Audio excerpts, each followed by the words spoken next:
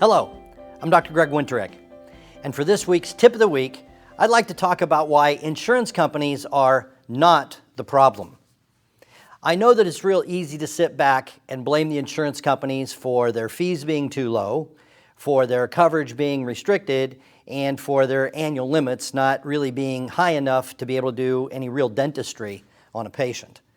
And all of that is true, but that's not the problem. The real problem with insurance companies is that little word blame. Once you start to blame the insurance company for your woes, all of a sudden you are completely closed and shut down to finding a solution. Now let me give you an example and take it outside the realm of dentistry.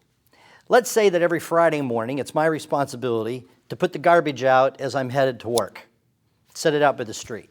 And one morning I'm in a rush, I'm thinking about something else, and I forget. Now my wife can call me up and say, "You didn't put out the garbage." And then I can blame her and say, "But you didn't remind me."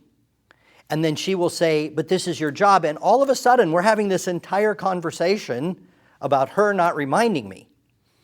Whereas if we roll this back and I say, "But you know, it was my responsibility, it was my job, and this is not going to happen again. You know what I'm going to do? I'm going to put a reminder in my phone so every Friday morning, 8 a.m., I get a text. That way, on my way out the door, I don't forget again."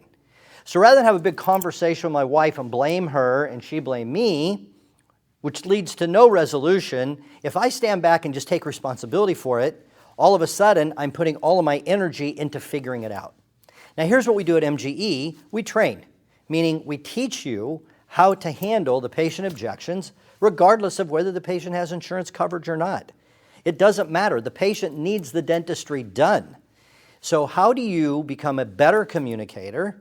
How do you get better at handling their objections? How do you get better at communicating with them so they now understand this is why they need it done? Taking responsibility for that and getting yourself trained will actually lead to a higher ratio of cases being sold and patients being helped. That's my tip of the week. If you would like more of these, just send right to your email, subscribe after this video. Hope you do.